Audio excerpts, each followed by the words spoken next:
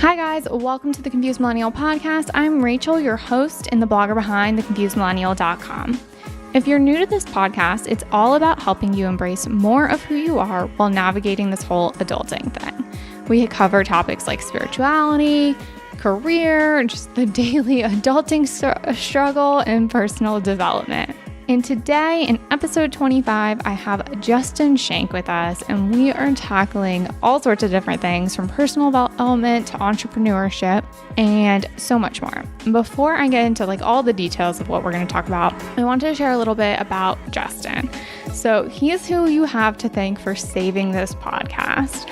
If you caught episode 20 with Danielle Page, you may have heard me mention that I was actually thinking about shutting this podcast down. For a bunch of different personal reasons. And then the day I had decided to shut it down, Danielle Page had reached out. We decided to get together to record the episode. And then a couple days after that, I met Justin, who took over the production for this podcast. So if you're thinking about starting a podcast, I highly, highly recommend him.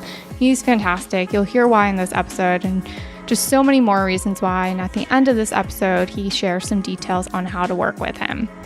But aside from that, Justin has his own podcast, The Growth Now Movement, which has been recognized not only as a top-ranked podcast in iTunes, but also by Inc. as one of the top podcasts to listen to. It's all about, you probably guessed it from the name, helping you guys achieve growth. He talks to some incredible people about their journeys with hardship and adversity and really getting to a place of living a life of their dreams and kind of like this podcast, embracing more of who they are, if you will, in their growth journey.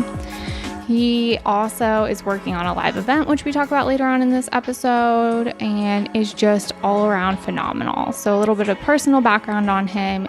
He had a difficult upbringing. His dad was in jail when he was fairly young. His mom became addicted to opiates when he was fairly young, and he really had to grow up a lot quicker than most. So we talk about that part of his life and how that really played a role in him becoming a quote-unquote accidental entrepreneur and stumbling into this real journey of self-love, which I don't think we hear enough men talking about that journey. And we get into a lot of our vulnerabilities of self-love, which was super fun and refreshing because it's more... it was just, you'll hear in the episode, I get a little flustered because we're talking about my issues with myself and things like that. And we talk about happiness, which again, isn't something I think we hear a lot of people really define in a concrete way, in a way that makes sense for them. And I think everyone has their own definitions of self-love and happiness, and their life's mission statement is another thing we talk a lot about. So I encourage you, after listening to the episode, maybe take some time to reflect on what your definitions of self-love and happiness and your life mission statement are, to just really, A, embrace more of who you are, and B, give you maybe some more clarity if you're feeling a little confused today. So with that, I'm going to hop into the interview with Justin. Enjoy. Welcome to the show, Justin. Rachel, thank you so much for having me. I'm excited about the conversation. I'm super excited you're here. I mean, I attribute you to saving the Confused Millennial podcast. So if you guys have been listening since the start, you can thank Justin, because I was pretty much on my wits end the day that we hopped on a Skype call and I was going to shut it down. And he's like, I really don't think you should do that. You got this. And so he has a super successful podcast, like I was just talking about, and he's very into personal and professional development, which I think we all are really into. And I want to know, when did this drive for growth really start for you? Yeah, it's funny. It's a long story, but I'll try and make it as short as possible. So when I was 19 years old, I worked for a direct sales company. I sold Cutco knives, which a lot of people are familiar. And I did really well, actually. And I became a manager with the company. And I was a 19-year-old manager, and I was managing hundreds of people from the ages of 18 to 70 something, which is kind of crazy when you're 19. And what they do is, during the summertime, they recruit college kids to work, in their summer breaks and stuff. And one of the kids was leaving at the end of the summer to go back to school. And he came up to me and he goes, Justin, if I worked for McDonald's, I probably would have made more money. But because of you and the things you taught me, I'm a much better person because of that. And it really kind of resonated with me. And in that moment, I was like, I know that I need to help people, right? But I knew in that moment I had to become a better person. At 19 years old, I didn't know anything. I was broke. I was trying to figure life out. You know what I mean? Bouncing around from living in different homes and houses and whatever. And so really the journey began then.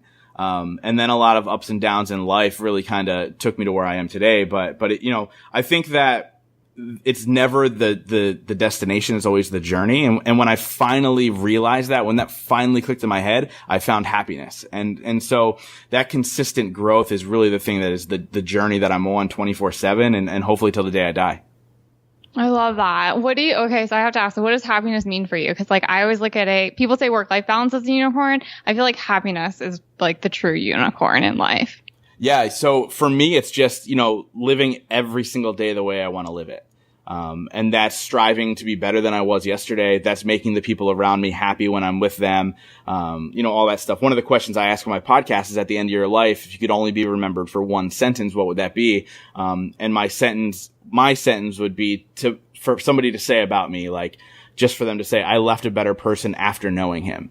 And so as long as I know that I've kind of touched a life, I've made somebody smile, like, then I'm happy. And that's all I really care about. And so it's real easy for me to be happy. It could be a simple text message to a friend or even somebody I barely know and say, hey man, was just thinking about you. Just want to let you know that you're on my mind and I hope you're well. And those are the little things that make me happy. And so it's super easy for me to turn on the happy mode. I love that. Because I think so often we forget like what people say about us when we're not in the room is like our brand, if you are an entrepreneur or somebody listening to this, and to just kind of take that, because I always look at it like you don't need so much a business mission statement, especially tonight with so many of the different things that a lot of us are getting paid for is just unique skills we have that we didn't even realize were going to be marketable, let alone monetizable. And really getting to this point of just being like, my business mission statement is really my life mission statement, which is kind of what you're saying with that question of what would people say about you after you're gone. But no, you're absolutely right. So like my business statement is my life statement because I've decided to build a business around what makes me happy. Like it was an ultimate choice to be like, okay, so at 19 years old, I found out that I really enjoyed and got high off of the fact that I helped somebody achieve a goal. And now that's what I do every single day. I mean, that's what I do with the podcast. That's what I'm doing, with the live event that I'm creating right now. That's what I'm doing with my clients, helping them grow their audiences through podcasting and get their message heard. And, it's funny, when I started this whole thing, it started out by accident. Mm-hmm. Like it's like accidental entrepreneur 101. And then I was able to kind of figure that piece out. And since I've been doing this full time, I've never had a day where I woke up and went like, ugh. And mm-hmm. So I wake up happy every day. And so when you can somehow fulfill the personal and the professional in one statement and one everything, mm-hmm. like I think that's the secret to happiness. I do too. And that's what I think is the secret to work-life balance, because everyone's always like, it's unicorn, it doesn't exist. But if you are filling up your tank in all of the different areas, physical, spiritual, work, family, whatever it is, that's balance. It's not an equal division of time. It's just an equal division of like lighting your soul on fire. So I never actually made that connection between work-life balance and happiness, though, which is funny because I've written like 80 articles on work-life balance. And so I feel like I should have made that connection at some point. Because for me, you just did. So yeah, we're good. Because for me, happiness became this kind of thing where it was like, it was synonymous with contentedness. I don't even know what word I'm using right now, but you guys get what I'm saying. Where it was like this period for so long of my life. And I don't know if you can relate to this because I know you had a lot of obstacles in your teen years and early years. There were so many super high highs and super low lows that like to think about happiness for so long, it was just this extreme, over the top, non-sustainable place where like, to me, the definition of happiness really became like being able to kind of stay at that equilibrium, there was like moments of joy and things like that, but it was really about just finding this place of content.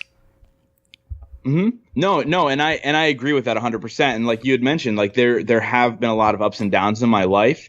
And I don't think happiness is you have to be cheerful all the time. Like that's mm-hmm. two different things. Mm-hmm. And I think people think like, oh, happiness is like you're constantly smiling and you're so excited and positive about everything all the time. Like that's not happiness, right? Like there's just, like you said, I mean, contentment is clearly something that I think you really hit the nail on the head.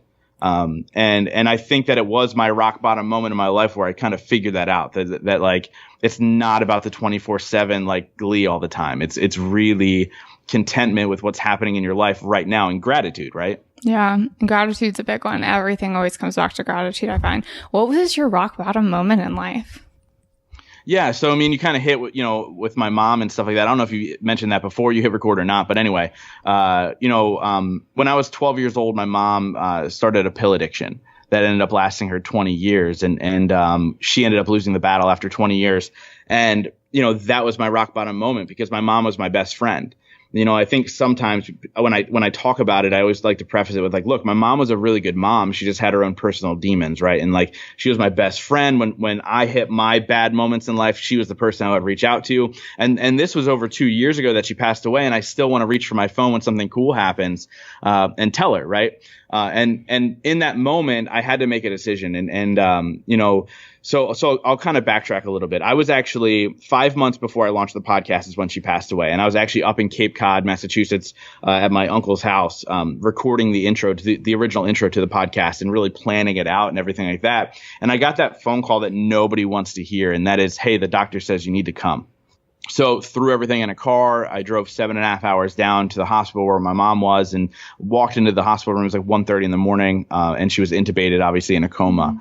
And in that moment, I said to her, like, look, like, it's okay if you want to let go, because you could tell she was trying to fight and hold on. And I said, it's okay if you want to let go. You were a great mom, and I'm blessed that I had you as a mom because I'm the man I am today because of you. And I promise you that going forward, I'm going to make you proud. About 5 minutes after that, she passed away, still connected all the tubes and plugged into everything. And she still passed away. And I kept that promise to her, and I've done that through the podcast. And originally the podcast was supposed to be an entrepreneurial podcast, and where we're going to interview and talk about business. And it very naturally became about self-love and happiness and overcoming adversity and the things that my mom in her lifetime clearly couldn't figure out. And so if I'm able to give somebody those tools to say like, hey, like, it doesn't matter where you are right now. It doesn't even matter where you came from. Like, what matters is the choices we're making today to better ourselves and take that step forward. And it's because of that rock bottom moment that I found my purpose. And I think that that's also the key when we talk about happiness. Like, I wasn't happy then, and I just recently started talking about the fact that when she did pass away, I went on a 3-month bender where I was blackout drunk 6 or 7 nights a week because I couldn't sleep otherwise. And I was like, look, keep in mind also, I was going to therapy at the time, and my therapist knew I was doing this. And, but at the same time, like, happiness isn't 24/7, but it is also the understanding that in your rock bottom, it's not the end. Yeah. Like, as long as you have a breath in your body, like, your journey isn't over yet. And so that was my rock bottom moment, but that gave me my purpose. Wow. No, that takes me back to a lot of different things. When you were describing the hospital, I'm remembering when my dad passed away too, because it's that thing where like you can see them holding on and everything like that. There's so many questions I have from that. Number one, where did you have like the insight or wisdom to like talk to her about it's okay to let go if that's like what you want to do and things like that? Because that's a powerful statement coming from somebody that's only like 30.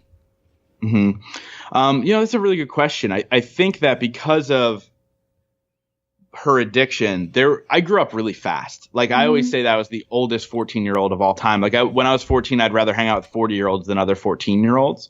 And so I think because of what I went through, I was just very self-aware. And I always had to like be aware of the things that were happening around me. So I grew up quickly. But I think more than anything, it's just that unconditional love. Yeah. Like, it wasn't something, I don't think there was any sort of like, this is what I need to say. It was just, I saw her fighting.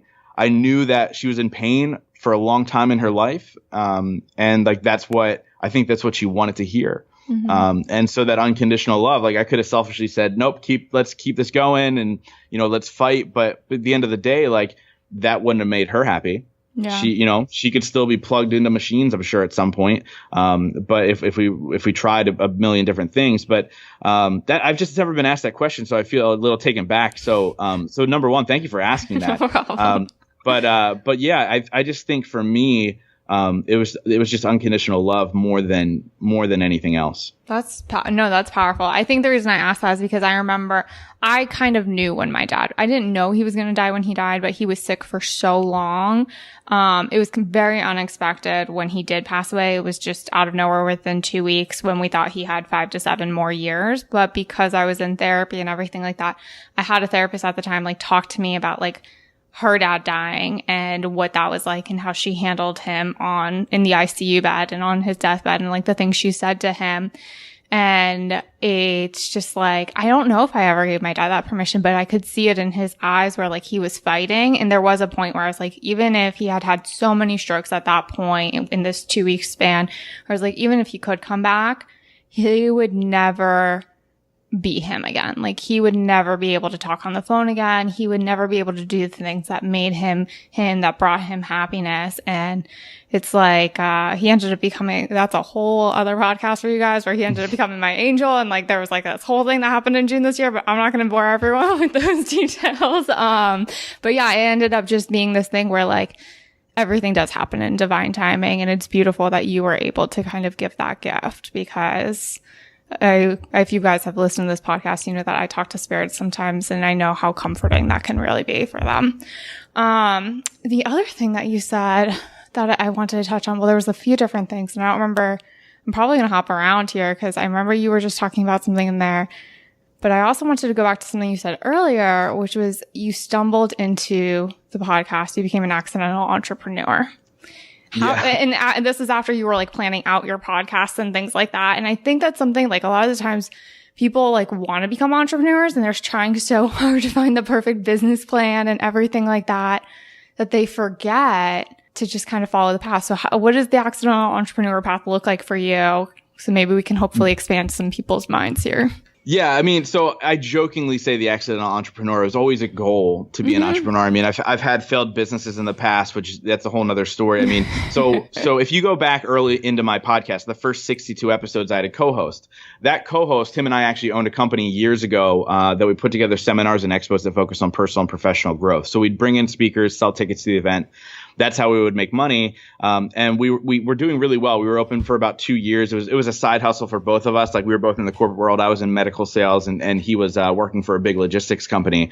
But it was kind of the side thing that hopefully would become a full-time thing. And we put together this huge business expo. We took every dime that we had saved from the business, put it into this thing, paid a speaker a lot of money to come talk. And we sold 3 tickets to the event. So that shut the doors on that whole venture. But again, like, always that bug of, like, how do we help people? And him and I were actually out one night and they said, "Hey, are you guys still doing that thing?" Which then caused the conversation between him and I, and where we said, look, clearly what we did resonated with people. Why don't we just start a podcast and just put it out there? And it wasn't the idea of, like, this will be our vehicle to make a ton of money. It was like, hey, this will be our vehicle to have really cool conversation and hopefully inspire 1 or 2 people to start their journey, right? And so the accidental part was, after 62 episodes, I actually had asked him to take a step back. The show wasn't growing. We were probably doing 150 to 200 downloads an episode, and it just wasn't doing anything. And I asked him to take a step back just because I had a feeling that I had to take it out on my own.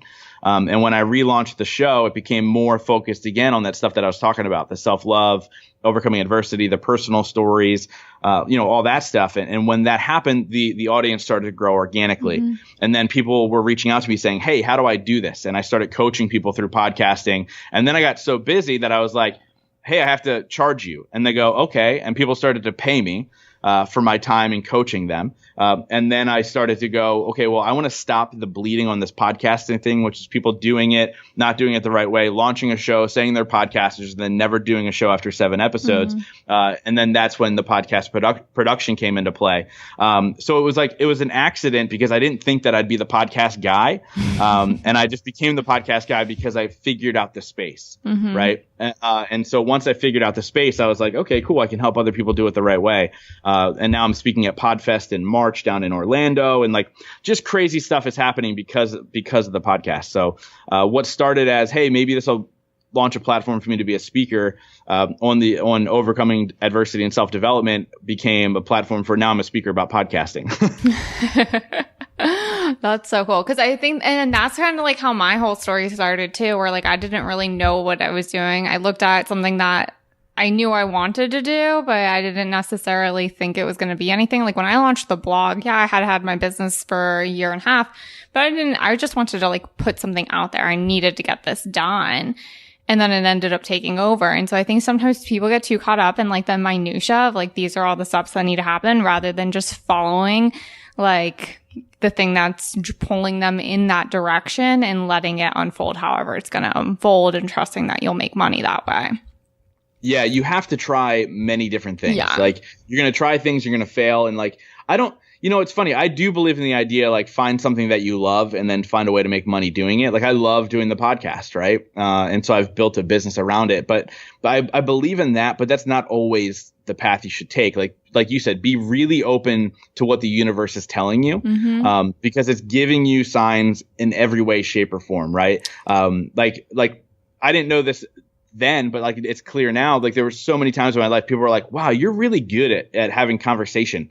Like you ask all the right questions, you do this. And I'm like, holy shit. Like them saying that to me, 10 years ago has led to now people say to me, wow, like I was on your show and you're a really good interviewer. Like it's the same thing, but like I wasn't paying attention to that from the universe. So like pay attention to what your friends are saying, pay attention to what your family's saying, and more importantly, pay attention to people that don't really know you. Pay attention to what they're saying because they can usually read you right off the bat and they'll tell you the face value of what you're good at. Yes, I love that. And then on the flip side of that too, because like this happened to you and this has happened to me in my business, where if you're not on the right path, the universe isn't going to usually reward you with money for it. Like even though you might be putting out super quality product, like you did the event, only like 3 ticket sales. I've launched a couple of different e-courses where I was like trying to do that whole like blogging, like for bloggers advice and e-courses. And like they just didn't sell how I thought they were going to, even though they were super quality. And I'm like, I don't really understand what just happened. And then like every single human design or shaman or every single like spiritual being I've talked to that can see your life's path and purpose and all that type of stuff, they're like, yeah, no, you're not here to teach people how to like be a boss. You're really good at it. You've done that a bunch of times, but like, you're here actually to be a humanitarian, to ask questions, to tell stories. And I'm like, oh, okay. So that's why when I just focus on telling stories, things always just get so much easier for me. So like, yeah, follow the things that people are telling you you're good at, but also like don't keep beating a dead horse when you've tried something a time or two and the money is not coming. It's probably not your path. Yeah. And you're so dead on with like, don't chase money, period. Like if you're chasing money, it will elude you forever. Like I'm not a money driven person. Like this is the confused millennial. Like I feel like as millennials, we're not money driven. So what I had to do is I had to set my goals differently. So instead of saying like, oh, hey, I want to make 6 figures this year, what I said to myself was actually in the beginning of 2017, I said, I want to feel like I belong at the table. And that meant like with the people that I'm interviewing, I want to feel like I'm deserving of their time. I want to feel like I belong there, right? And so by the end of 2017, an Inc.com article was written that I was listed as the top 8 podcast that every entrepreneur should follow. I was on there with like Lewis Howes and John Lee Dumas and these huge names, people that I respected in the game of podcasting. And I was on this list of only 8 people. So then I felt like I belonged at the table. In 2018, I've set a goal of now I want to be at the table. And now I am at the table. Like I just told you, I was bowling with John Lee Dumas last night. I'm friends with celebrities and massive influencers because of the podcast. Like these are people that invite me into their space and, ask me for my input and business and all these other things. So when you set the intention differently, when it's pure, when it's good for your heart, I feel like that's when the money then comes. 100%. Like that right there. And I didn't even realize how I was doing that because I started the blog with the goal of not monetizing for the first 6 months and just focusing on building an engaged community. And then all of the money flowed with the blog. And there was another time too where I was just like, oh, and then, after like a year of like, okay, I feel like the engaged community is like growing and things like that. Now I just really want to focus on telling the stories I want to tell. And like, if a brand sponsor fits into those, that's what happens. And my biggest over 10K deals, and I've had multiple over 10K deals, they're blog posts that have been on my to write editorial calendar forever that now I just have a sponsor for that easily fits in. And it's the story I was already planning on telling. Like when you focus on those actual community building things, self-worth building things, everything else follows. That's amazing. Yeah. And that's so true. And I can't talk today. I introduced you to a guy named Preston Smiles. Mm-hmm. And he has this thing where he goes, at any given moment, there's 75,000 people in the world that need to hear your message directly from you. Right. So that means there's also a brand or a sponsor or somebody who's willing to pay you for whatever it is you have to offer. Mm-hmm. Don't be afraid to ask for the money as long as you know it aligns. Right. Like, if you're asking for the money just because and you're actually not serving that audience, and then don't do it. But it ties back to, like, if there's 75,000 people that need to hear your message from you directly, like you talk about your blog post, like, clearly there's a brand that wants to tie into your mm-hmm. network. And you do it from your heart completely. Like, you truly believe in what you do. Like, you and I talk pretty often, and like, I know that for a fact. And so, from that standpoint, like, yeah, like, that's so freaking true. So if anybody's listening, like, whatever it is, just be you, authentically yourself 100%. And I guarantee you that you can build some sort of brand or business around it. But the intention is to be authentic. The intention is not to make money. Yeah. And I think that even goes, if you are like, I think they're called intrapreneurs, people that stay in the 9 to 5 that are like really building it up. And like, that's how you advance too. Like, even if business development and entrepreneurship isn't on your radar right now, or if maybe it's never going to be on your radar, because let's face it, it's not for everybody and there's nothing wrong with that. The same concepts apply if you're trying to advance and trying to push forward certain missions, projects, agendas within a corporation or even a small business. So I love how that all kind of ties together. You talk about 100%. Really quick before you go into that, like, I think that's completely true. And like, people go, "Oh, I'm miserable at my job, I should just go be an entrepreneur." But you might not be an entrepreneur. So you're just in the wrong company. Like, the company you're working for isn't in line with what you believe in. So just switch companies. Yeah. So that's a big thing. I don't think we ask ourselves what are our values enough. And that ties right into like what you're talking about, how to set goals. Because it all just ends up being this, I don't know, it's your life. To tie it all back to your life mission statement and the original question before, all of this comes together. It's your values. It's how you set your goals. It's the lens you filter everything through. Yeah. And so with all that kind of said, you talk about self-love, which not a lot of guys talk about self-love. So A, where did your self-love journey come from? B, like, why is that a topic that you wanted to cover? And how has that been as a man? Yeah. So it came from just the things that I've experienced in my life, right? Like, I watched my mom hate herself her whole entire life. And I've heard stories since she's passed, that she was like that as a kid too. Like, there was no self-love. And it was, for her, that was something that she was not able to figure out. And it's also like, I tend to talk about or interview people about topics that I'm weak in. Mm-hmm. So like, my self-love meter is not super high, not all the time. I've gotten a lot better and I've figured a lot of it out because of, the journey that I've set myself on. But I just think that's the key to everything. I think it's the key to happiness. I think it's the key to success. I think it's the key to great relationship. Because if you don't love yourself, nothing else is going to happen for you. You're not going to be able to love fully in a love relationship. You're not going to be able to give yourself fully to your family and your friends. You're not going to be able to give yourself fully to your job. Like, loving yourself is so key because you have to be able to bring 100% of yourself to everything. And if there's a doubt in who you are, if there's a doubt about whatever, you're not going to perform at your best. Mm-hmm. And we can get like real deep if you want. Like, I've had people on my show about self-love and sex. Like, it's all intertwined and it's all important. And I talk about it openly because, like you said, there's not a lot of men who do. Mm-hmm. But we all feel it. Like, I know for a fact, like, if I feel that I need to talk about this or I'm not loving myself, there's a lot of other men who feel that way, if not more men than women. Yeah, I totally agree with that.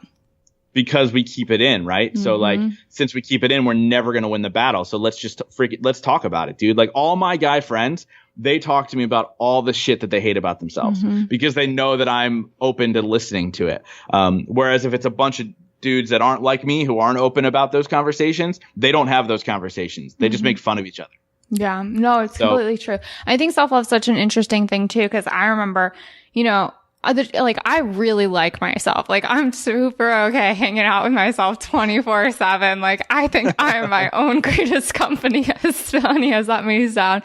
But then in like January this year, I find myself in shaman boot camp, and I'm like, and we have to introduce ourselves not by our name and occupation, but by our greatest fear in life. And I'm like, I'm afraid that I'll never know how to let love in. I'm like, oh, okay, apparently that's where we're going. And it's just like, okay, but you talk about like your mom hating herself for so long and like you struggling and your friend struggling. It's like, okay, well, I know like what the big self-hatred, behaviors are: abusing drugs, sex, money, like irresponsibility, if you want to call it, like all of those types of things that we hear a lot. That a lot of times we can see what problems they're creating in our life. But then I think this thing happens where it's like, okay, I really like myself, but then why do I still feel this disconnection from self-love? And so like, I'm curious from your perspective, because, you said your self-love meter isn't that full and you interviewed so many people. Like, I don't even know what my question is at this point, but kind of like, how do you just like get to that next level? Like when you're not doing the big glaring things anymore and it's really more of like a inner job. Like what have you seen? Like, what do you do? Yeah, so that's actually a really good question. Because I think that I'm kind of there now, right? Mm-hmm. Like I like myself. I like a lot of what I do, but I don't love everything about myself. Like there's still a lot of work I have to do. And so I think that journey is like, what is it that you feel is your weakest point, and focus on that and work on that and fix that. And I think a lot of times the message is no, focus on your strong points and maximize those. Mm-hmm. But I think, when we talk about life in general, not business, but in life, you have to be a well-rounded person, right? And so for the longest time, I was really, because of my childhood, and what my therapist said was abandonment issues, I had a problem with love relationships. I sucked at them because I felt like this person's going to leave me anyway, so I'm just going to suck at this relationship. So if you go early on in the podcast, like I had a lot of relationship experts on. And now it's my health and fitness. Like currently, as of today, I haven't done it yet, but today will be day 18 in a row of working out, which I've probably never done in my life, period. But it's now focusing on that. So I think it's just a journey, right? We talked about before, like I have this journey of consistent growth. And then I think that's the key to my happiness. That's the key to my self-love, is the idea of like, okay, well, even though I'm not there, I know I'm getting closer every single day. And so, I stopped beating myself up as much. And I think, you talked about the big things: sex, drugs, all that stuff, right? Like those are the things, or, harming yourself, whatever you might be doing when you don't love yourself. The little things are the self-deprecation, beating yourself up over the stupid little things. And like, I think me not doing that anymore, I think that's my big wins. And then that's when it goes from, okay, I like myself to I love myself, because I no longer beat myself up for my shortcomings. I actually celebrate them, and I celebrate them by getting better at them every single day. And I say, yep, this is where I am today, but I was worse yesterday. I'm going to be better tomorrow. Yeah. And I think that was the big shift for me. So the self-deprecation stopped. And that's when it goes from I like myself to I love myself, if that makes sense. No, that makes perfect sense. It's funny. I was actually like at dinner with Eric's dad and stepmom probably, I don't know, like a couple months ago. And they got really mad at me because like I got super stern with his stepmom because she was sitting there putting herself down. She's like, oh, well, I'm too old. Like, I don't know what you're talking about. I wouldn't even know what question to ask because it would just be stupid. And I got like super stern with her and I like shut her down. And then his dad wanted to call, or his dad didn't want to call me. His dad did call me to have a talk with me about how I hurt their feelings because I seemed like aggressive or something. I was like, I'm sorry, but like, I'm not sorry. I'm taking that back. I was just like, I was flabbergasted what to say. I didn't say I was sorry on the call. I was just like, I don't know what you want me to say right now because your wife was putting herself down and I wasn't going to sit there and let her do it. Like the one thing that has always stuck with me, and this was one of my big shifts, which is like, if you wouldn't say it to like a 4-year-old, why would you say it to yourself? And like, that's the thing that I hold on to and how I talk to myself. My issues really come in, like, I don't trust that. Like, I don't trust my ability to receive, if that makes sense.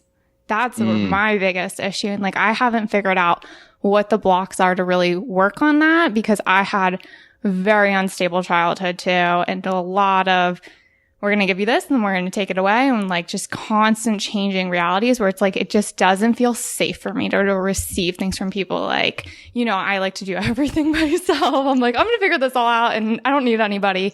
It's cause like when I do try to lean on people more times than not, it hurts. 100%. I'm very much the same way. Like I'm not a good receiver. And it's something as minuscule as I don't even like getting presents because I feel weird getting presents. I'm just like, give me money. I don't want you to give me a gift. Like if you need to give me something, just give me money. Yeah, I feel like my reaction's never on par with what they want because I don't know how to react because I'm not good at getting it. Mm-hmm. But then I'm a giver, like I over deliver in most things in my life. And so when I say I'm dating a girl, for the first time in my life, I'm finally good at dating somebody who's a giver. Mm-hmm. And I think it's a journey. Like I think you can get there. Mm-hmm. I'm still not perfect, but I've certainly gotten a lot better at receiving compliments and at receiving presents and at receiving love. But again, I think that's the self-love battle. Yeah, it is. Right? You hit the nail on the head because I can receive from Eric, who's somebody I feel unbelievably safe with. I mean, I remember our first fight that we ever had. I was like, we're totally going to break up. And he's like, no. We're just going to have a conversation about it. And then you'll know where I was at and what I need. And I'll know where you're at and what you need. And we'll be fine. And things will move on. And that was such a weird concept to me that it wasn't passive aggressive. It wasn't ridiculing. And it was okay. So when I feel totally safe in a relationship, I can receive, but I don't typically feel safe in relationships. And so I think that's the key, for my self-love. Thanks for helping me get here today, Justin. And anyone that's listening, hopefully you needed to get here too. If you're somebody that doesn't typically feel safe in relationships, it's up to you to kind of create safe space for yourself. And that way you can receive and not worry so much about what the consequences of that receiving are. For sure. And I think a lot of it too, for instance, obviously your blog is really, really successful. If you meet somebody out who reads your blog and they go, oh my God, I love your blog. Do you receive that well? Well, I hesitated, so it must be a no. I was about to say yes. I'm clearly that's a no. Yeah. The reason I asked that is because I ran into a number of people last night who recognized me when I was at the VIP party for Podcast Movement. And they were like, oh my God, I love your show. And I received it so well. And 6 months ago, I would not have. And I think with the randomness that's happening with it lately, it's become oh, it feels good. And I'm just going to accept it for what it is. And I tell them I'm so grateful that they listen. Right. But I've gotten a lot better at it. And I think just with time and confidence in what it is you're doing, you're a damn good writer. Right. Mm-hmm. So you should receive it well. And you should be proud of that. And I think that's somehow how I'm translating that into now relationships. And I don't know how to word how I'm doing it, but it's almost I'm a damn good partner. So I'm going to allow myself to receive in this situation. Yeah, no, that makes sense. When people say that to you though, what do you say? Cause I know, and this is how I know I'm not good at receiving it, is because I will immediately say, oh, thank you.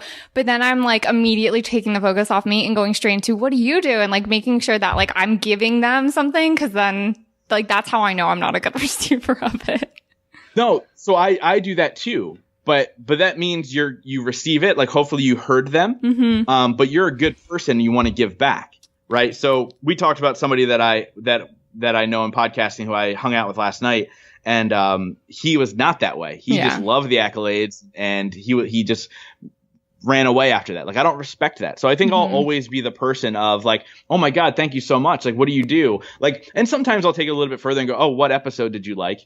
Right. So I do that just to see what my audience is, what they like to receive. And I can do more of that. But other than that, I'm yeah, awesome, man. Thank you so much for listening. What is it that you do? How can I help you in any way, shape, or form? Because I believe in helping people through and through. So I think there's a difference between that. But you're a caring and giving person. That's the difference. Oh, thanks. I didn't know I was that way. See, there you go. There's my inability to receive. There's a living example, you guys. So now that we're just blasting all of our fears.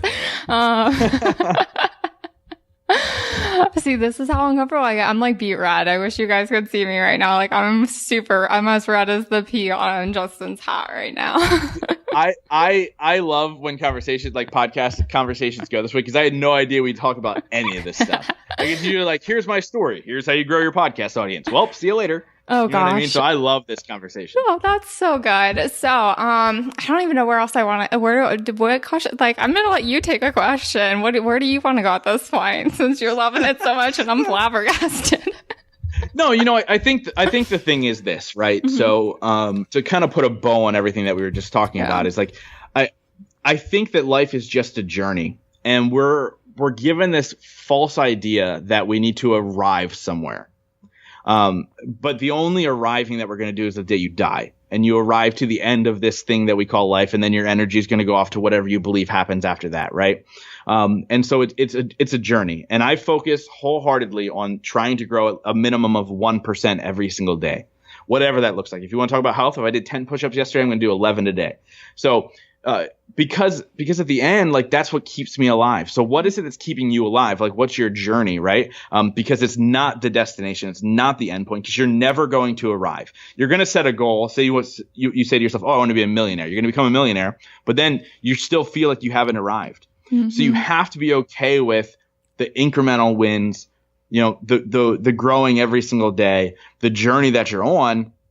And once you do that, everything else will fall into place. Stop worrying about the end result. Stop worrying about having to have the car, the relationship, the money, whatever, the six packs, whatever. Like, it's the journey, dude. And when you're fully accepting of that, that's happiness.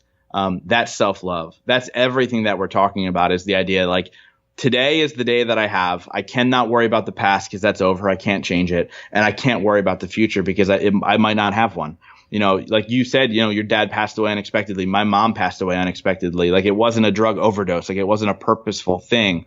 So, it was one of those things, like, you don't know when it's going to end. You don't know what's going to happen at the end of the road. And you just have to enjoy the ride. And when you're able to fully do that, that's when happiness happens. I love that, because I always say that too. It's about the journey. Like, there is no set destination. You're going to I got my dream job at 24 and I got fired from it at 25 because I was so miserable. Like, there's nothing any tangible thing outside of ourselves that we think we want. Once we get it, we're usually left asking what next and what else, and that's where it really is, the journey. And it's beautiful. It's like, I don't know. I just think it's so cool. Like, we all chose to come to Earth to have, like, this whole human experience. So you might as well, like, get messy with it, right? Like, I love that. Let's get messy with it. I know. That's to the tune of get jiggy with it. Getting messy with it. Oh my gosh. Sorry. No, but really, and it's okay to have, like, and I'm not saying, like, don't have goals. Like, I have goals for the podcast. I'm creating a live event around everything, which I just when the release of the show, I would have just announced it, probably a week or two before that. And that was always the vision, right? Mm-hmm. So it was like, let's create a community, let's create a podcast. And then, like, I look at, so again, going back to me being a giver, I have the opportunity, and you have the opportunity, to interview incredible people that a lot of others don't have the ability to get FaceTime with, get to learn from, where we can sit down and learn from them, ask the questions we want to ask. Like you said, you get medium readings for free and all this crazy stuff.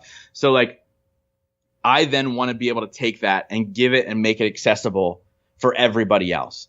And part of my vision was I wanted to make an affordable day-long rock concert for entrepreneurs, forward thinkers, and people who are looking to level up in all areas of their life. And, we talked about this last time we spoke. I'm hoping you're going to be there as well, mm-hmm. As what I'm calling a movement maker, which are impactful people that I know who are going to be in the room to help level up the room. But what I'm doing is I'm bringing in phenomenal speakers to focus on all aspects of life: happiness, relationships, business, health. So these are the important things of life. Like, the reason so many people talk about those four things is because that is the foundation of life. Mm-hmm. So if I'm able to bring in speakers that are experts in that, and then I'm also able to fill the room with then the people to help you get there, that was the ultimate vision. So how do I give what I'm receiving in my life to everybody else? And that was Growth Now Movement Live. So that's what's coming down the pike. So it's okay to have a vision. It's okay to have a goal. You just have to figure out. You just have to be okay with the journey. Like, I'm just having a blast every time in my car. I play different songs that I want to play at the event, right? So, like, I'm discovering that stuff. Like, I'm just good in that day. You know what I mean? Mm-hmm. I'm happy having the conversations I'm having with potential sponsors. Like, it's great. Like, I'm enjoying the journey to get there, but also excited for that day too. Yeah, I love that. I'm excited too. Tell everyone where they can, like, find out more info for the live event. Yeah, so if they go to gnmlive.com.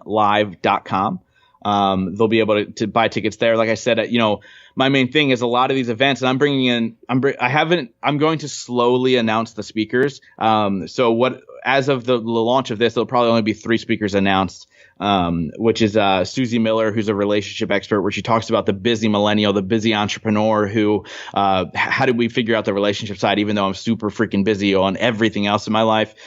Terry Weaver, who is the massive building a tribe person. So he's going to talk about how important it is to go together instead of alone. And Justin Cavanaugh, or affectionately known Coach Cav, who is just rock star gym owner. So he trains guys, gets them ready for the NFL, but he used to actually train people like Jim Carrey, Madonna, and all these other people. But his business acumen is crazy. And so he's going to talk about how to level up your business, your personal brand, all that stuff. So those are the announced speakers, but I can also tease that there'll be some celebrities, some freaking killer speakers down the line as well. But my thing is this, right? So you go to the website, you can check that out. I wanted to make it affordable. The people that I'm lining up as speakers, this is usually thousands of dollars at events. If you hold it in Philly or New York, it's important for me to hold it in my hometown of Reading, Pennsylvania. And I'm making it super affordable. Early bird prices are $97. Wow. Yeah. And so I just want to make it accessible. Like I want it to be like, look, if it's somebody who, scraping together pennies to pay their bills, call me, message me, come for free, but dedicate yourself to that day, right? Because I want you to have a better life because of this event. So I want to make it affordable. Obviously there's expenses involved, so I can't make it completely free for everybody, or I would. Trust me, I would if I could. But at the same time, I wanted to make it accessible. So gnmlive.com was my longest answer to the easiest question you've asked today. I think it's a good answer. It's a great answer. I didn't even know some of that stuff, so that was all new information for me too, and I'm hopefully most likely going to be there. What's it called? So where can everyone just find you otherwise beyond that, stuff? Other than that event, so that if they can go to my website, growthnowmovement.com, or wherever they listen to podcasts, please click the subscribe button and check it out. I have amazing people on. Rachel's going to be coming on in the coming weeks, which I'm excited about that conversation. But yeah, check it out. And so hopefully it resonates with you guys. I think it would with the audience that you have. So I have I have spiritual episodes. I have all those things. So that's usually the best place. And then if they're interested in launching their own podcast to get their message heard and their platform built, they can either email me at justin@growthnowmovement.com, or they can go to beginpodcastingnow.com and fill out the form for a free 20-minute consultation. Beautiful. And any last little nugget of wisdom you want to leave us with today after so many? I think for me, the last little nugget of wisdom is that, whoever you are right now, that's exactly who you're supposed to be. And tomorrow it's going to be even better. And I guarantee you that this is not the end. As long as you're listening to this and as long as you're breathing, you still have a mission and you still have a message, and hopefully you step into whatever that is. Oh gosh, that made me well up a little bit. Thank you for that. And thank you for being you and for all of this. No, thank you for being you. Thank you for having me on. And I'm glad that we met, and, I'm excited to see where your podcasting journey goes. And, your blog journey has been insane from what you've told me. And I'm excited to see where your podcast journey goes. Well, thank you. Okay, I hope you guys can see why I love Justin so much after that. I can't thank him enough for coming on the show and just be everything he's done for me to help me stay sane and grounded. He's really, really amazing. And I hope you guys can check out his podcast and all of his stuff that he's working on.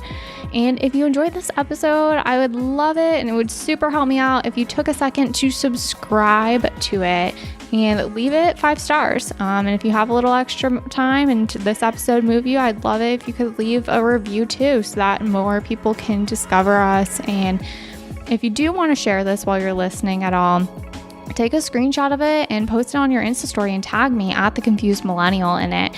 I love meeting you guys. I love hearing from you guys. I love seeing which speakers that you guys like, because it really helps me figure out who else to bring on and what types of conversations to have. So the more you guys share and reach out to me, the easier that is for me to figure out how I can serve you best. So with that, I will talk to you guys maybe in my DMs if you guys are sharing it on Instagram and I get that little notification. Otherwise, I will talk to you guys next week. Thanks so much for being here.